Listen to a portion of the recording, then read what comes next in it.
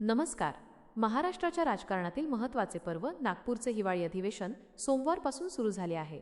हे अधिवेशन केवळ एका आठवड्याचे असले तरी आगामी राजकीय घडामोडींसाठी अत्यंत निर्णायक ठरणार आहे. विशेषतः स्थानिक स्वराज्य संस्थांच्या नगरपरिषद नगरपंचायत निवडणुका जवळ आल्यामुळे या अधिवेशनावर निवडणुकीचे गडद सावट आहे. राजकीय समीकरणे आणि विरोधकांचा पवित्रा. सत्ताधारी भाजपने मुख्यमंत्री देवेंद्र फडणवीस आणि उपमुख्यमंत्री एकत्र येऊन विरोधकांना सामोरे जाण्याची तयारी केली आहे. मात्र विरोधी पक्षांनी अधिक आक्रमक भूमिका घेतली आहे. विरोधकांनी शासनाच्या चहापानावर बहिष्कार टाकण्याचा निर्णय घेतला आहे, ज्यामुळे त्यांनी सरकारसोबत कोणताही संवाद साधण्यास नकार दर्शवला आहे.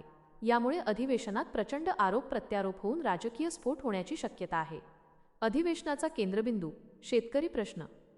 या अधिवेशनाचा मुख्य फोकस शेतकऱ्यांच्या प्रश्नांवर असणार आहे. सरकारने कर्जमाफीची घोषणा 30 जूनपर्यंत मुदत केली असली तरी ती प्रभावीपणे लागू न झाल्याने शेतकरी समाधानी नाहीत.